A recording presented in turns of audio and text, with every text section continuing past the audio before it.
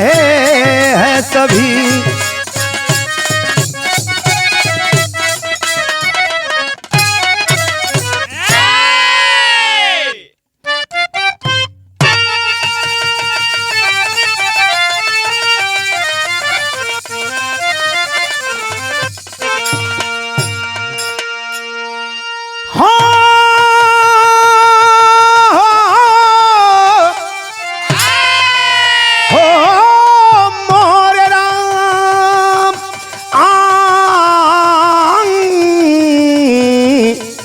संवरिया हो भोले बाबा जोगिया हो राम।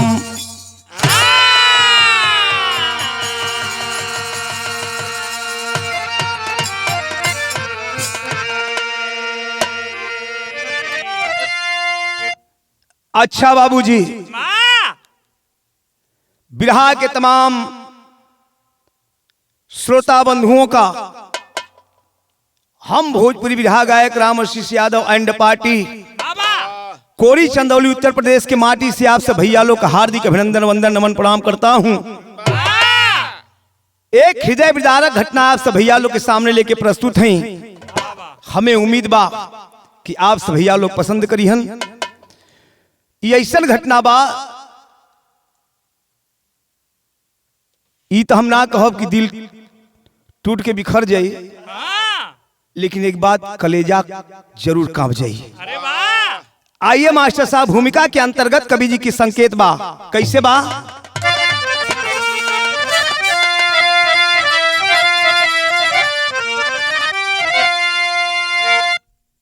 किसी पर भरोसा करे कोई कैसे, बेदर्द जालिम जमाना हुआ है।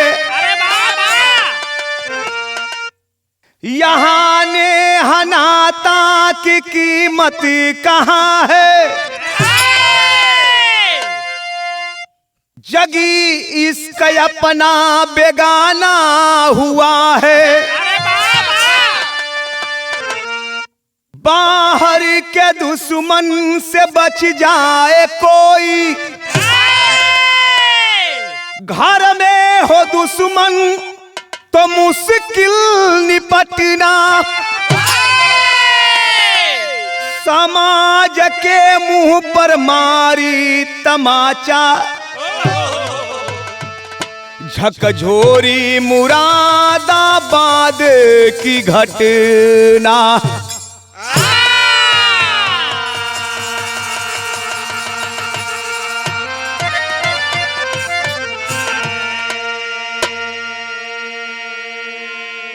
ए बाबू, बाहर के दुश्मन से बच जाए कोई, घर में हो दुश्मन तो मुश्किल निपटना। समाज के मुंह पर मारी तमाचा, अरे झकझोरी मुरादाबाद की घटना। एक ऐसी घटना बाबू, पति पत्नी के रिश्ते को भी शर्मसार कर देती है। बाहर वो नारी, जिस नारी को लोग लक्ष्मी सरस्वती दुर्गा के रूप में पूजते हैं, जिस नारी को हम आप लोग बहन बेटी के रूप में और अर्धांगिनी के रूप में भी जानते हैं, बाहर एक कलयुगी नारी। बिरहा में एक लाइन गजल लगत मास्टर साहब, कैसे?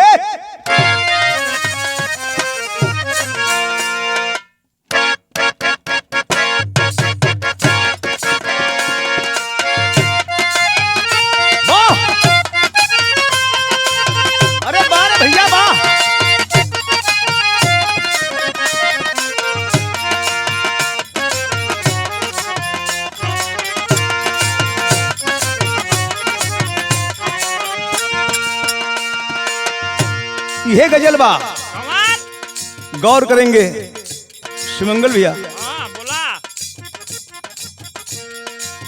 हो हाँ हाँ हाँ हाँ,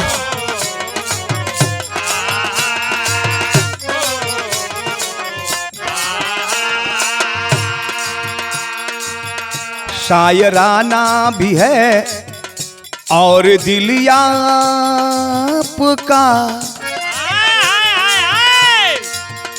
शायराना भी है और दिल आपका, आप भी जिंदगी का मजा लीजिए। जिंदगी का मजा लीजिए।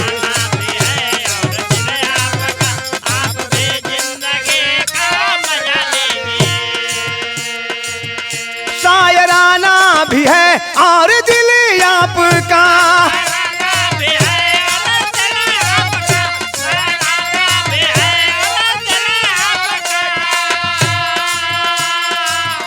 आप भी जिंदगी का मजा लीजिए।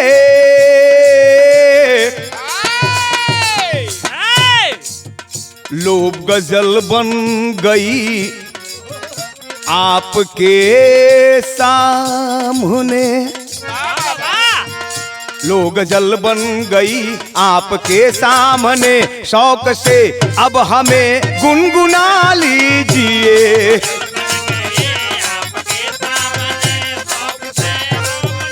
गुनगुना लीजिए।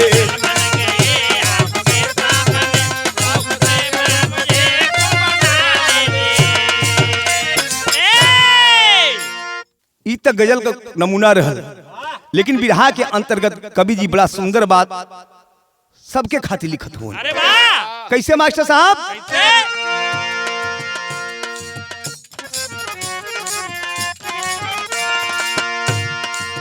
हो हाँ हाँ हाँ हाँ।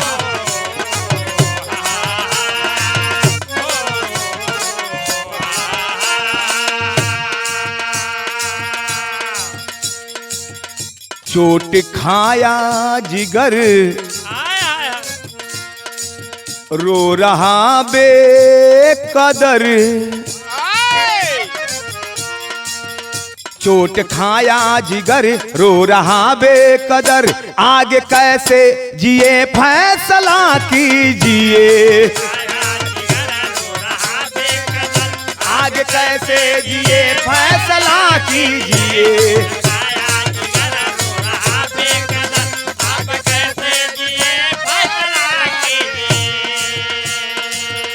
चोट खाया जिगर रो रहा बेकदर,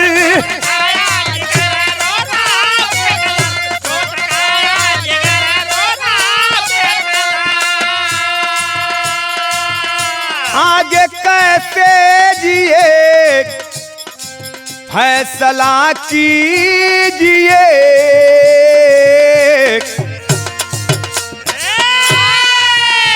जान कर जो जहर खाना मंजूर हो, जान कर जो जहर खाना मंजूर हो, मुस्कुराते हुए आपदा लीजिए। खाना मंजूर हो, मुस्कुराते हुए आपदा लीजिए।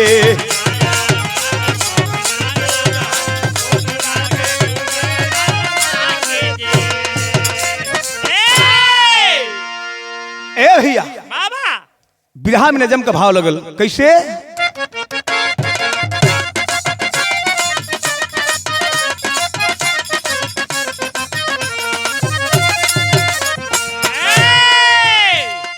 कहानी की शुरुआत हो गल। बिरहा के सुनने वाले बाबू भैया लोग गौर करेंगे कैसे? जिला मुरादाबाद थाना मझोला अंदर, जिला मुरादाबाद थाना मझोला अंदर, ग्राम कुंदनपुर की घटना सुन बिहरता है जिगर।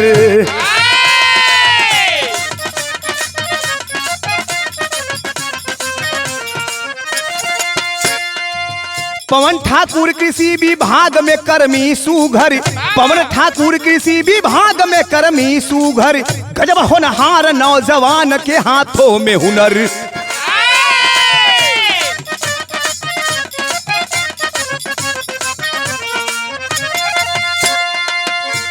कहानी शुरू हो गई है। थाना संबल हजरतगढ़ी बटुआ ग्राम सही, वहीं की लड़की एक आंचल जिसका नाम सही।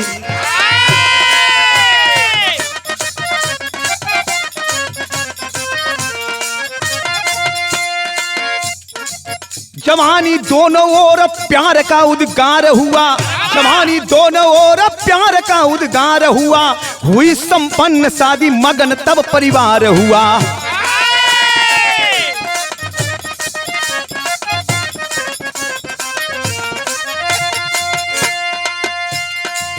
दो 2020 में या चल बनी दुल्हनिया हो, 2020 में या चल बनी दुल्हनिया हो, कई ससुराल में सज पवन की सजनिया हो।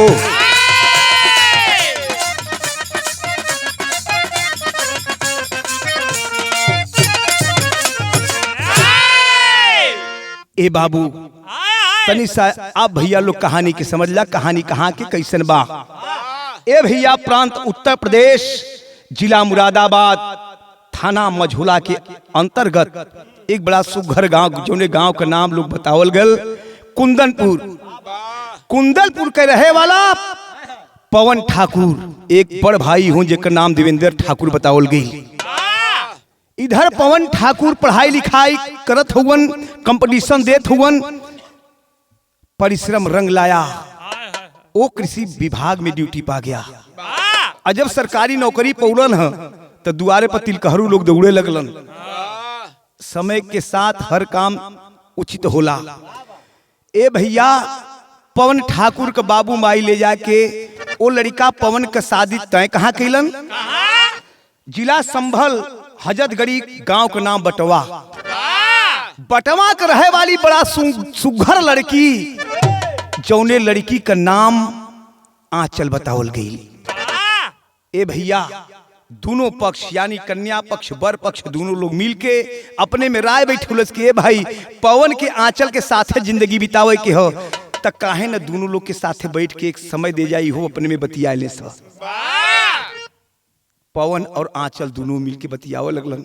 अब धीरे धीरे बात चलत है, 2-4-5 महीना तक चलल। अब दोनों के एक दूसरे से मोहब्बत हो गल। मोहब्बत का प्रमाण धैलस। ए भैया जब इतना बतिया पवन के घरे के लोग जलन, तब पवन का शादी आंचल के साथ तय कर देलन। जब शादी तय भइले, पंचो धूमधाम के साथ बारात गई और सज के दुल्हन संभल से आंचल जब सज धज के अपने ससुराल में आयल हिय, बड़ा खुशहाली हो, सुहाग रात हो। सुहाग रात कक्ष में जाके दुल्हन के रूप में आंचल बैठल है कि हमार स्वामी अब औते हुई हन। 10 रात बजल है, पवन मिजाज बना के पहुंचल हुन अपने दुल्हन के पास, अपने दिल का बात अपने प्रेमिका से, अपने दुल्हन से शेयर करत हुन। कहत हुन कैसे, बिरहा में एक लाइन गीत लगत हो।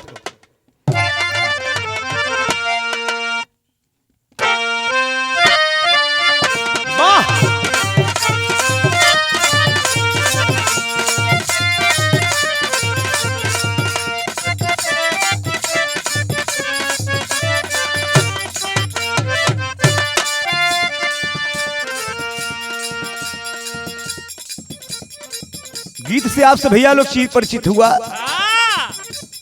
बिरहा में भाव लगल, दुल्हन बैठल है, पवन दुल्हा पहुंचल हुआ। वो समय के बाद कवि जी कितना सुघर लिखत हुआ। तो मन मिलल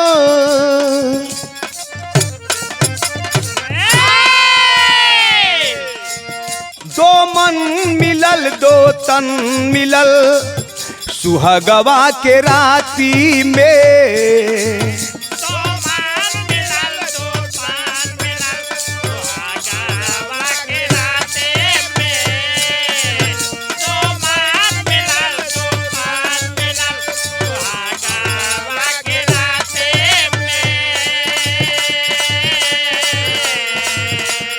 प्यार के बरसात भइल दूनहु के छाती में। अरे प्यार के बरसात भइल दूनहु के छाती में। अरे प्यार के बरसात भइल दूनहु के छाती में। दो मन मिलल, दो तन मिलल, सुहागवा के राती में प्यार के बरसात भइल दूनहु के छाती में ले हलाई मान अब पहरान ले बकाए राजा ले हलाई मान अब पहरान ले बकाए राजा पहली ही रतिया में जान ले बकाए राजा जान ले बका हो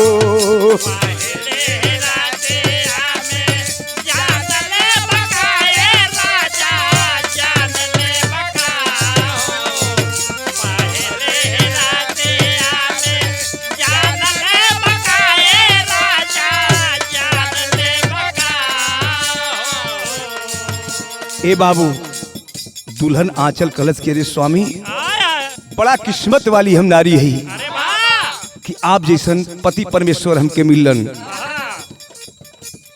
पवन ठाकुर कल के रे ई काहे तू कहत हो खुद किस्मत हमार हो कि तोहरे जैसन दुल्हन हमके मिलल। एक बात और कहत है दुल्हन का राजा माँ जलेला खूब घू घाटवा उठाई के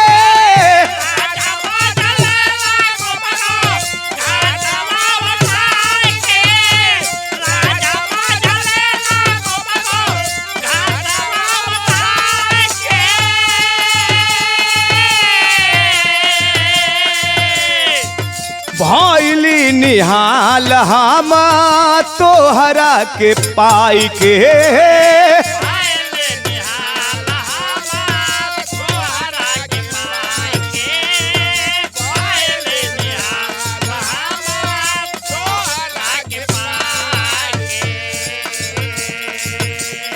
तोहरा से ही प्यार भइल मोर सपनवा साकार भइल तोहरा से ही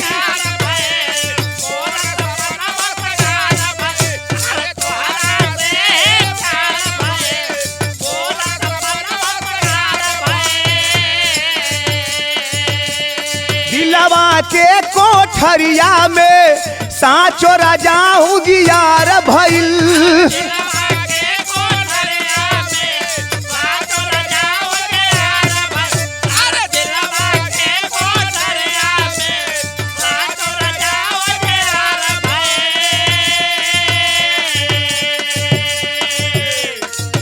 कई के सौदाबाजी कुल दू कान ले बकाए राजा कई के सौदाबाजी कुल दू कान ले बकाए राजा पहली ही रतिया में जान ले बकाए राजा जान ले बका हो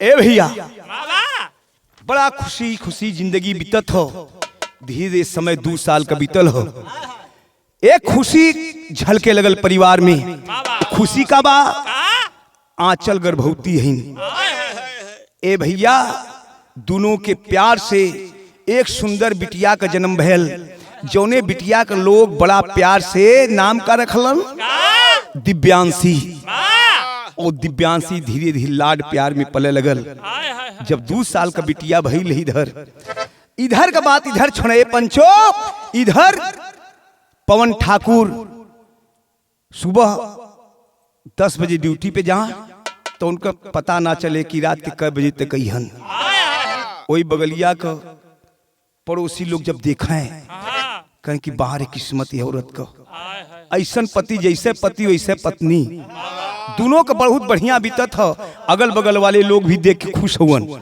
बिरहा में यहाँ एक लाइन गीत लगत बा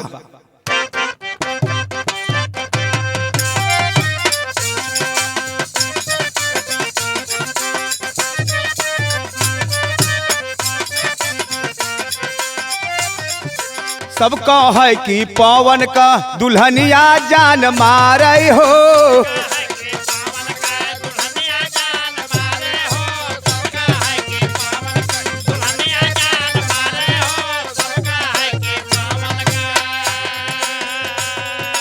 आंचल का नथुनिया जवनिया जान मारे हो।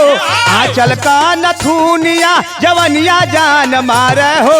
सबका है कि पवन का दुल्हनिया जान मारे हो।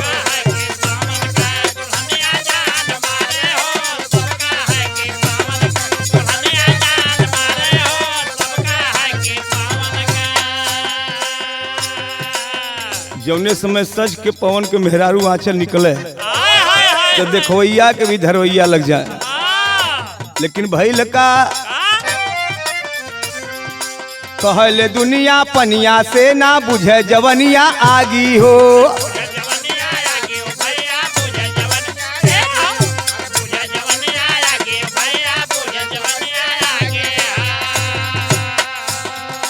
भसुर के बेटवा अंकित से आंचल नहीं आ लागी हो।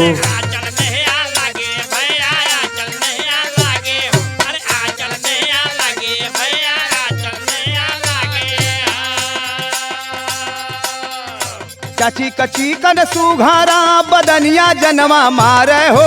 चाची कची कन सुघारा बदनिया जनवा मारे हो। सबका है कि पवन का दुल्हनिया जनवा मारे हो।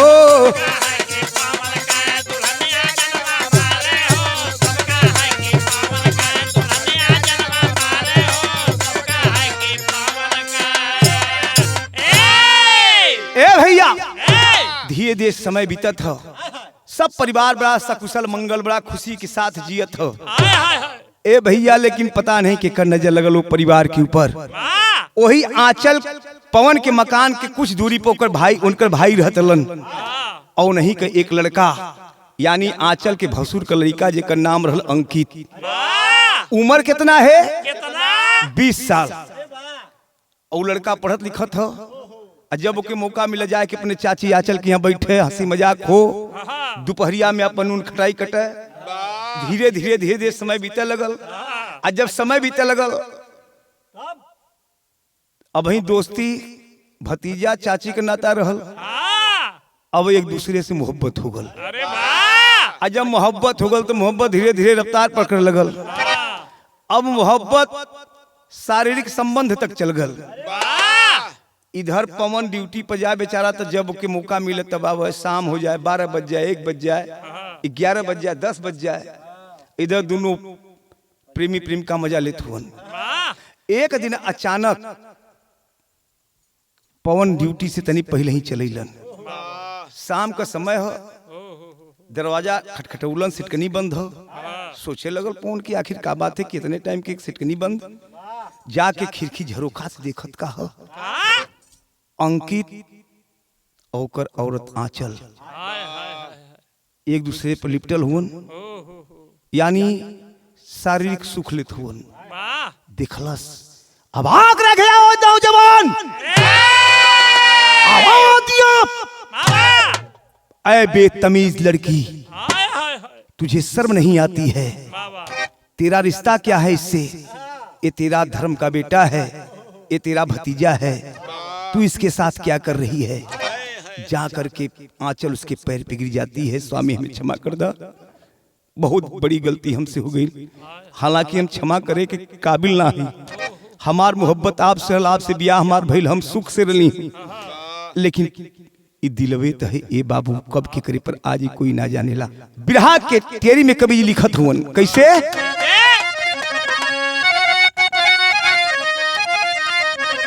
अरे मिलनवा चोरी चोरी होवेला, हाँ मिलनवा चोरी चोरी होवेला। अरे प्रीत की डोरी में बद चंदा और चकोरी, अरे चकोरी, अरे चकोरी। मिलनवा चोरी चोरी होवेला, प्रीत की डोरी में बधे चंदा और चकोरी। पवन ठाकुर बहुत डांटता है और अपने भतीजों को भी समझाता है कि अरे बेटे अभी तेरी उम्र ही क्या है, अभी पढ़ लिख, तेरी भी शादी होगी, तेरी भी दुल्हन आएगी। अरे मेरे बाबू ये क्या कर रहा है तू। पवन का बात सुन के अंकित अपने घर वापस चला जाता है। इधर आंचल अपने सैया के सामने बैठ के रोवते कि सैया बहुत बड़ी गलती भइले, हमके क्षमा ना कैली। पवन कहा कि नहीं रे, तुझे मैं क्षमा कर दिया, लेकिन आज के बाद ऐसी गुस्ताखी मत करना। ऐसन गलती करबू तो हमार मरल मुंह देखबू। यहाँ तक बात विचार चल गई ए बाबू। लेकिन कवि जी चौकड़ा में भाव लिखत हुअन।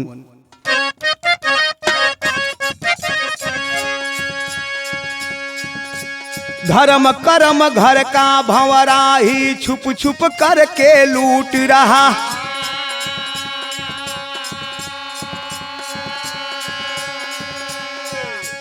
दिव्यांशी 2 साल की बेटी भविष्य सपना लूट रहा।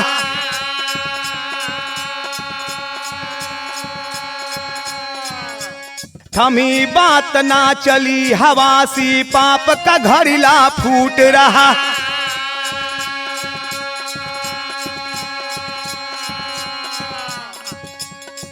तकलीफ में पावन हो पागल, तकलीफ में पावन हो पागल, पीता जहर का घूंट रहा। बोला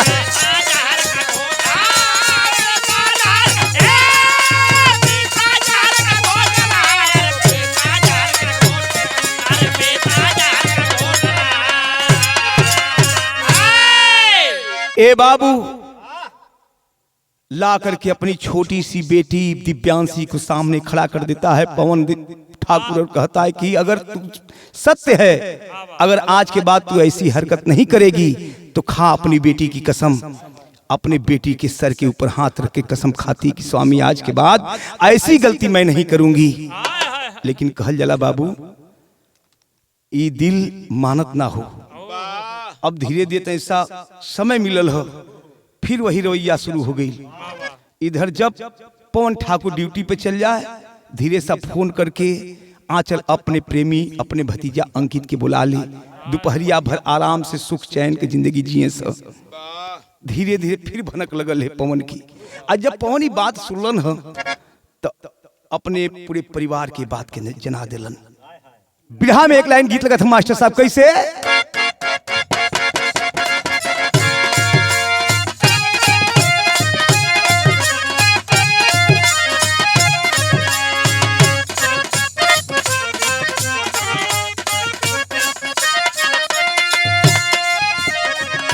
यह गीत बा। गीत बड़ा पुरान है लेकिन मजा आज भी उतने है। कैसे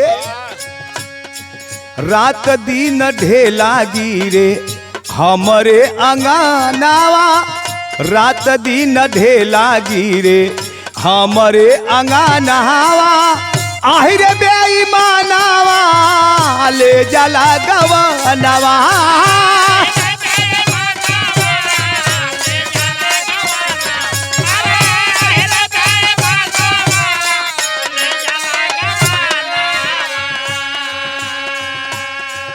बिरहा में बात लिखत हूं कवि जी। इधर पवन के बात के उपापिन उड्डयन मानने को तैयार नहीं है। कैसे बहे लागल सिरावा के, बहे लागल सिरावा के ऊपरा से पनिया, बहे लागल सिरावा के ऊपरा से पनिया, माने ना पपिनिया पिया के बचनिया, माने ना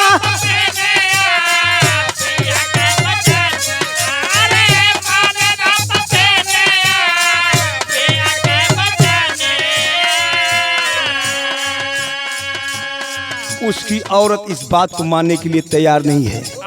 क्यों? क्योंकि उसकी भी मजबूरी है। मजबूरी का है प्यार के अंधा कहल जाला सब ही लोगवा जाने हो,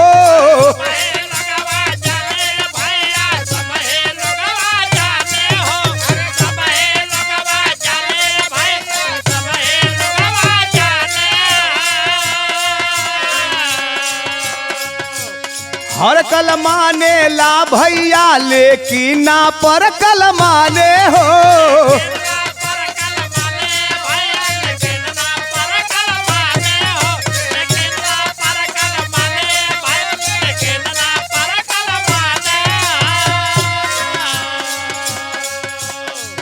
धीरे धीरे सजना के डसले नगिनिया, धीरे धीरे सजना के डसले नगिनिया, माने ना पपीनिया पिया के बचनिया।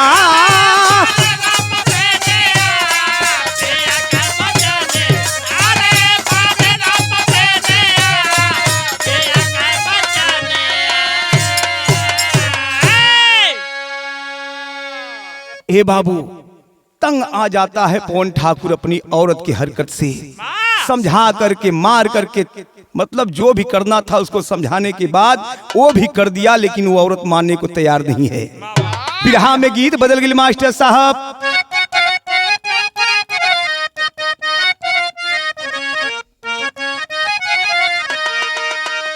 अरे गंगा माई के ऊंची बाप अररियानु हो, जहवा बसे भगवान।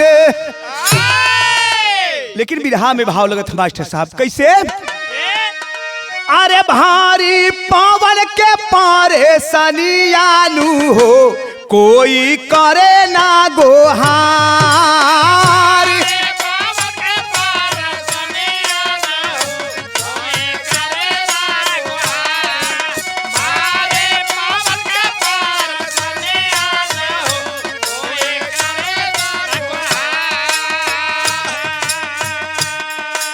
माटी भइला जिंदगनियानु हो, माटी भइला जिंदगनियानु हो, मिलल दुलाही बेकार।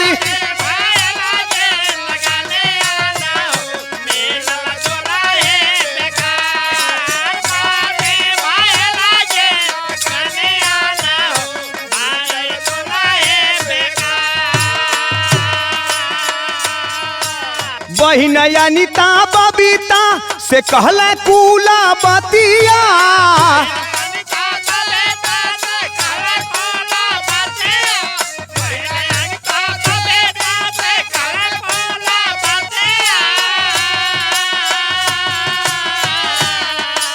धोखावे में होई बहिनी हमारी माउतिया।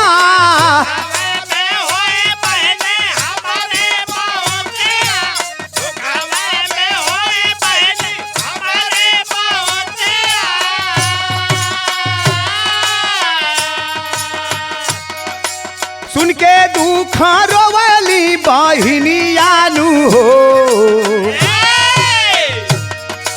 सुन के दुख रोवली बहिनियानु हो, नैहर बीरा ना लाचार।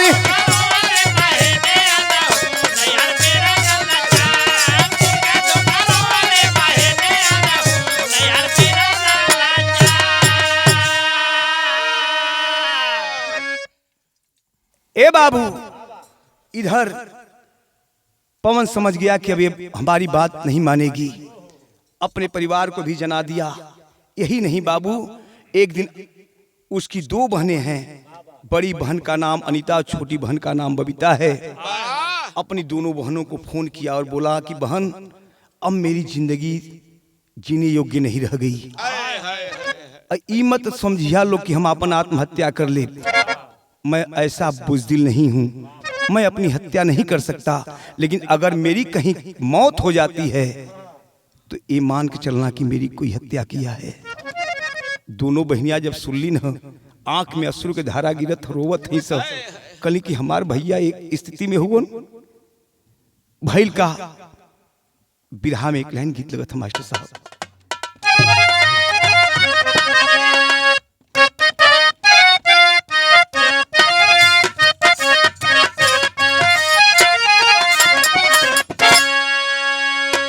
हे गीत बा, माई का गली बेटी नियरे बिया बई हो,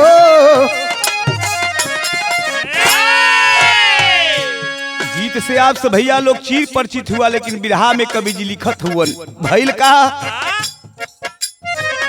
आंचल का सिखा सुंदर छोटकी बहिनिया हो, आंचल का सीखा सुंदर छोटकी बहिनिया हो, गदरल जवानी जाना मार हो।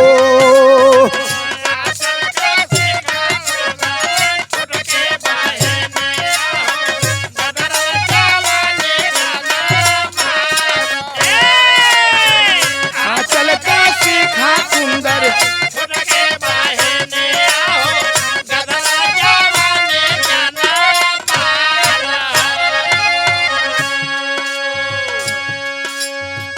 अजय दिवाकर का प्रेमिका सयानिया हो, अजय दिवाकर का प्रेमिका सयानिया हो, प्रेम रोग लागल बड़ी यार हो। अजय दिवाकर का प्रेमिका सयानिया हो, प्रेम रोग लागल बड़ी।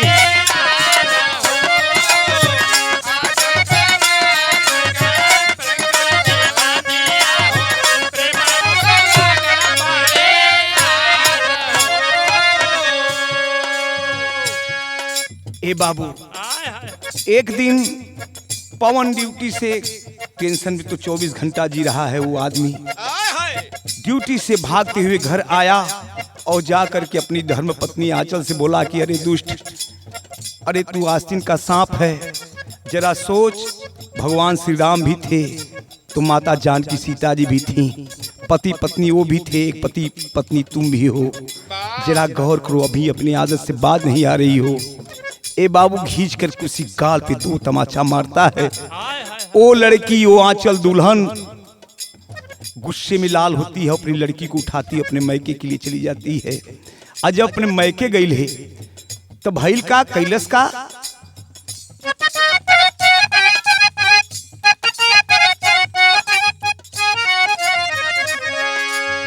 सीखा से आंचल कहली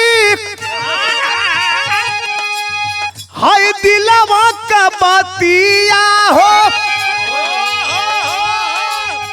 कैसे के कोई पागल पवन का मऊतिया हो, योजना बनवली मिला दोनों पापीनिया हो, योजना बनवली मिला दोनों पापीनिया हो, अजय दिवाकर हथियार हो, योजना बनवली मिला दोनों पापीनिया हो, अजय दिवाकर हथियार हो, योजना बनवली मिला अजय दिवाकर हथियार। ए बाबू, आंचल अपनी 2 साल की बच्ची को लेती है और अपने मैके के लिए निकल पड़ती है। गई 1-2 दिन तक सुतार खोजत रहल। एक दिन उनका छोटकी बहन बड़ा सुघर है, जौने का नाम शिखा बतावल गई। शिखा से एकांत में जाकर के प्रस्ताव रखती है कि बहन हमारी एक समस्या है। शिखा कलश की दीदी कौन समस्या है तनी बतावा। कलश की सुना, हमसे मोहब्बत अंकित से हो गई है, हम बिना अंकित के जीना पाई। हम सोचत थी अगर तू हमारा साथ दे तू तो तोहरे जीजा पवन की मार दे जा, हत्या कर दे जा। अब देखा इस साली का कहते शिखा कलश की, अगर हम तोहरे आदमी के मारे में साथ देव तो हमके का मिली? तोहके तो 10 बीघा जमीन मिली, तोहके मकान मिल जाई, आ हो न हो उस सरकारी सर्विस सिहा हुआ तो के सर्विस ही मिल जाए, लेकिन हमके का मिली? ए बाबू, इतनी बात जब शिखा का आंचल सुनल से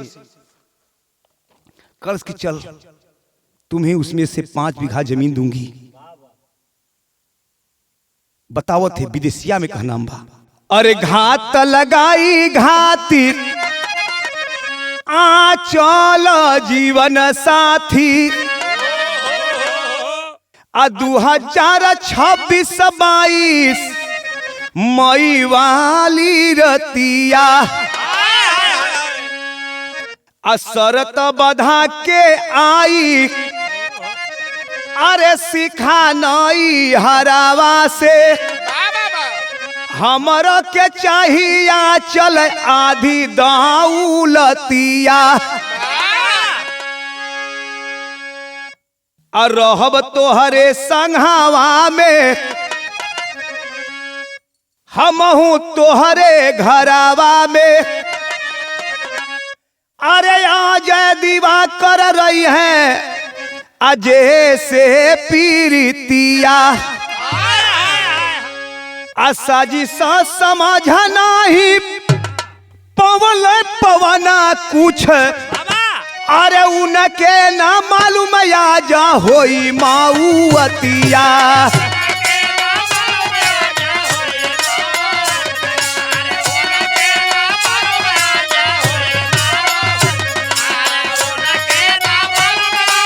होई माऊतिया हो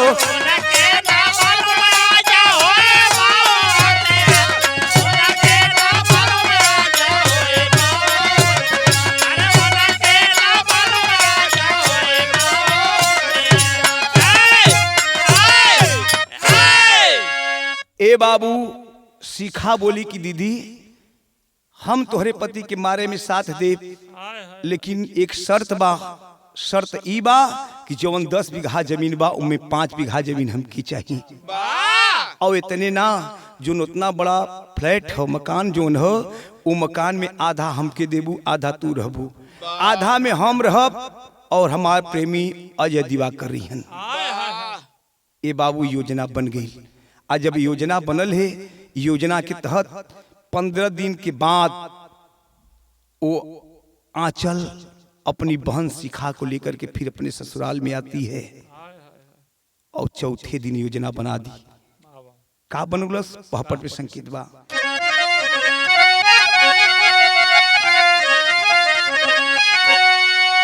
अरे पवन ठाकुर सबकी ड्यूटी से अइल खतरा भइल। अरे पवन ठाकुर सबकी ड्यूटी से अइल खतरा भइल हो और चारों घाती मिलके धोखा कैल खतरा भइल हो।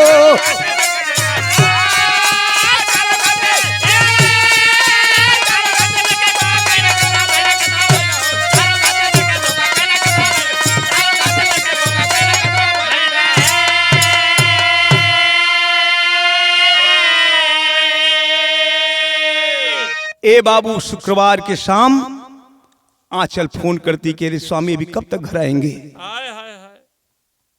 पवन बोला कि अरे आज बड़ा खुश लग रही है तू, क्या बात है। ना स्वामी आज कुछ मन करत खाए पिए का, ऐसे आपसे इजहार कर चाहतनी कहत चाहतनी है। कहाँ बोल। बताती है। वो घर पे आता है, शाम का समय है 10 बजे रात में गया घर। और जब घर गया है तो आंचल के साथ बैठ करके बात करा। बात में बात बढ़ गई और जब बात तूल पकड़लस दोनों में हाथापाई भी होए लगल। तब तक भयल है का घरवा में जो योजना बनौले स आंचल का बहन शिखा और साथ में आंचल का प्रेमी अंकित ठाकुर और शिखा का प्रेमी अजय दिवाकर हाथ लगाए हुए चारों तरफ से। जब हाथापाई भइले तब तक आ करके अजय दिवाकर और अंकित ठाकुर उसको पकड़ करके चारपाई में बांध देते हैं। बांधने के बाद कैलन का मास्टर साहब अरे जबरी रसरी से बांधे सब। अरे मुंह में कपड़ा ठूसी हो और बिना सहारा पवन तड़पे दिलवा में मायूसी हो। जबरदस्ती ले जाकर के उसी चारपाई पे लिटा देते हैं। मन ही मन तड़प रहा है वो पवन ठाकुर। अरे पापिन अब से तो समझ ले, सुन ले मेरी फरियाद। अरे मैं तेरा पति हूँ रे पगली, तू मुझसे मोहब्बत न करती थी, हमारे साथ जीने मरने का वादा की थी। इतना ही नहीं हमारे साथ 7 फेरा लेकर के हमारे घर में आई दुल्हन के रूप में, लेकिन आज हमारे साथ एक कैसा सलूक कर रही हो भइल का। अरे बिजली साट से अधमरा हो गई खतरा भइल हो। और चारों पापी तनिक रहमना खैले खतरा भैले हो। ए बाबू चारपाई में बांध देते हैं पापी और पापी औरत करेंट दे रही है। 3 घंटे तक उस अपने पति परमेश्वर को बिजली का साट दे रही है। बाहर जिसे अर्धांगिनी कहा जाता है, जिसे दुर्गा कहा जाता है, जिसे सरस्वती कहा जाता है, जिसे लक्ष्मी के रूप में पूजा जाता है, बारे कलयुगी नारी। आल्हा में एक संकेत बा, कैसे मास्टर साहब?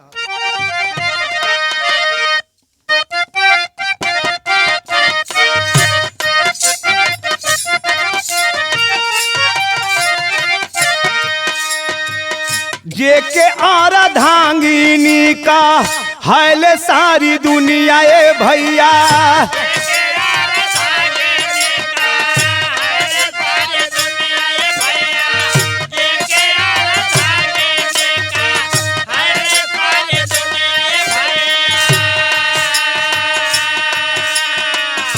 वह नारी भइल आजा सजना के काल,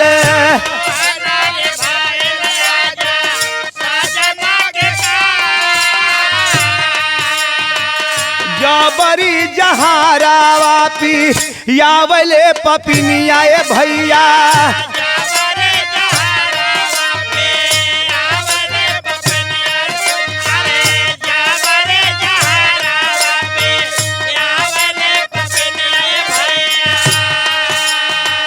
पति परमेश्वर का भूल के खियाल,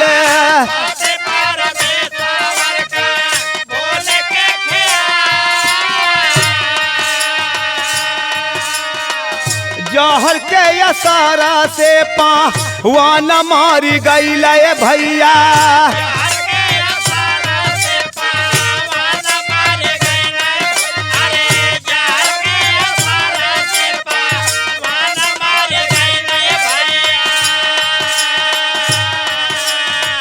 बधल हाथ पांव छोड़ दिए चंडाल,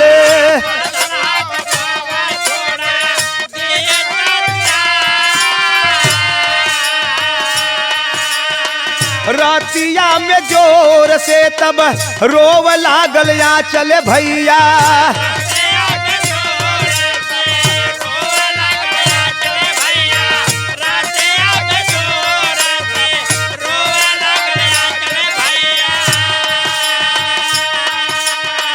खराब तबीयत मोरा सजना बेहाल,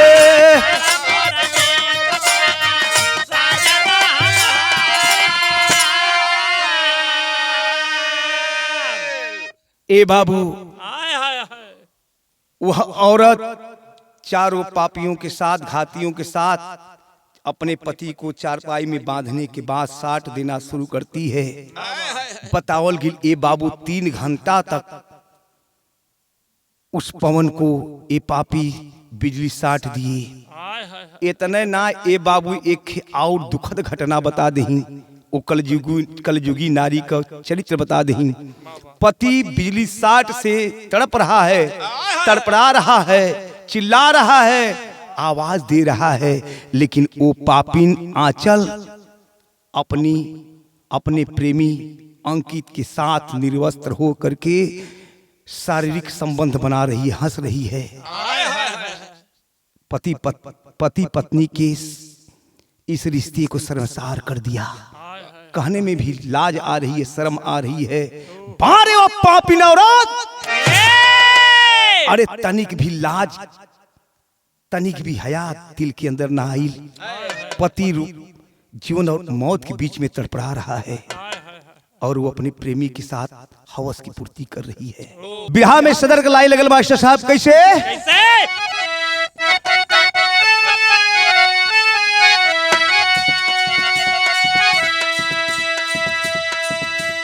अनिता यारा बबीता के दे हालत खबरिया,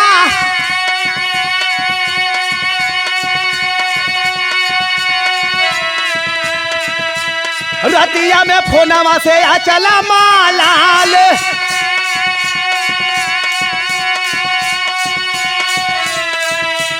हो त सवेरे दोनों बहिन आई गईली,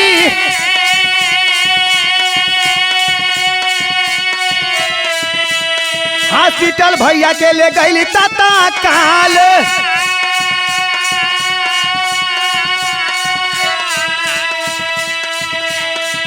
मृत घोषी डॉक्टर साहब कोई देहाल,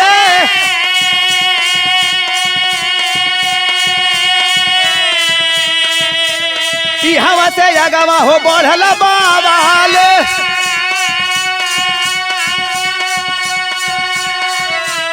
फोनवा का बतिया सुनावली बहिनिया,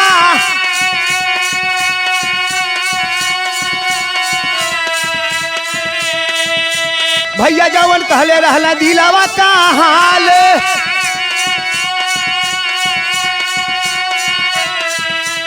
यदि सीटी गाना बीजे चूक नहीं कैले,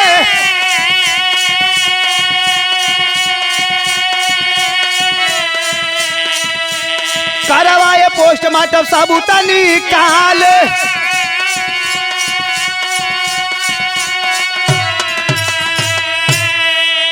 अरे तजहर का पुष्टि पोस्टमार्टम में भैली, अरे चारों का जिंदगी आ भैला जंजाल। बोला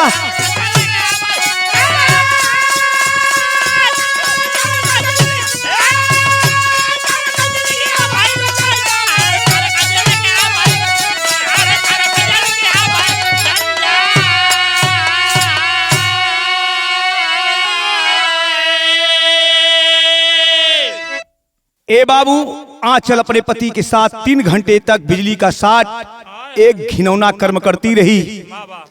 इसके बाद वो जब अधमरा हो गया, 60 से नहीं मरा, तो एक बार उसको जहर पिलाया गया, तब भी नहीं मरा। वो पापिन दोबारा जब जहर देती है, तड़प करके वो नौजवान पवन ठाकुर इस धरती को छोड़ चलता है। अब सबूत मिटावे के जुगाड़ बनाओ तुम कैलस का, उठा करके चारों मिल करके उसे उठाए और ले जा करके सीढ़ी के ऊपर से धक्का दे देते हैं। वो पवन की मृतक लाश नीचे गिर जाती है। गिरने के बाद आवाज देती है, चिल्लाती है कि कोई भैया बचा ले हमारे आदमी को, कोई भैया मेरे पति को बचा ले, मेरे पति की जिंदगी अब जाने वाली है। हमारा पति आत्महत्या करना चाहता था, जहर खा लिया है। तमाम तरह का बवाल बतियावो थे। सुबह भल भुररिया के समय में आंचल अपने दोनों ननद के फोन कैलस, अनीता के और बबीता के। अनीता से कहलस कि दीदी दिव्यांशी के पापा का हालत बड़ा सीरियस बा, हमें ना लगत बाकी बच पई हन। बहन अनीता सुनती है, पागलों जैसी भाग करके चल दी। बबीता सुनलस, वो पागल जैसन चलल। आज जब आई अपने भाई पवन ठाकुर का शरीर देखा थे, अधमरा मर चुकल हुन ऐसा आभास होता, लेकिन संतोष ना हो। दोनों बहन अपने भाई के उठा के गाड़ी मिला हॉस्पिटल पर लेके गईली। डॉक्टर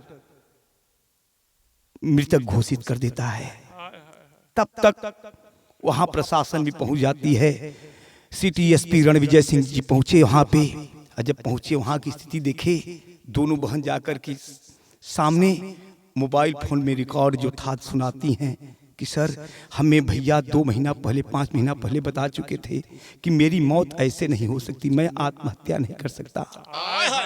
अगर अचानक अकस्मात कोई घटना घटती है मेरे साथ, तो ये मान लेना कि मेरी पत्नी मुझे मारना चाहती है।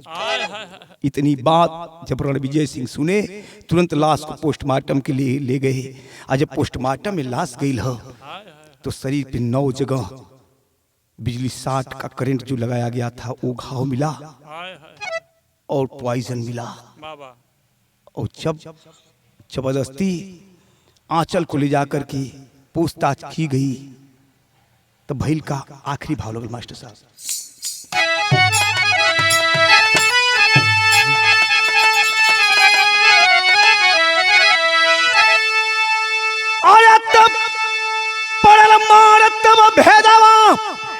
कुलपता वाला सया चाली अरे कौन बीजी से मारला सब पियावा का परनवा पगाली।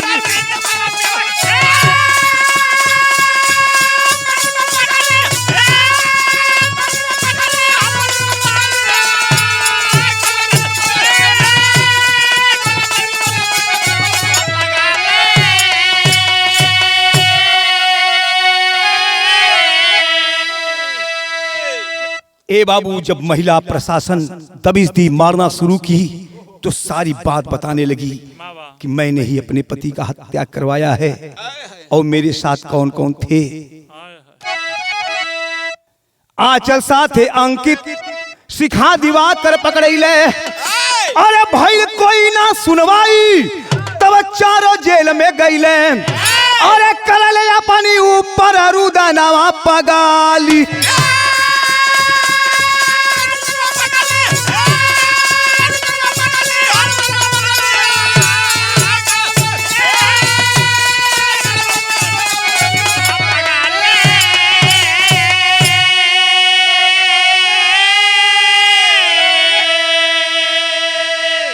हे बाबू, जब आंचल को मारा गया, आंचल सारी बात बताती है।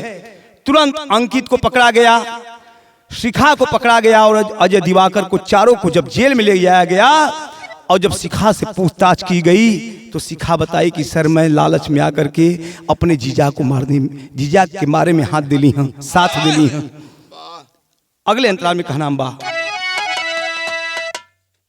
चोरी हत्या पाप छुपे ना करके लाख चला की। अरे कमर मजा यहाँ चल के मिली, अरे ये वही सजा हो बाकी। अरे तरह की कैदा पिया का प्यार खजाना पगाली।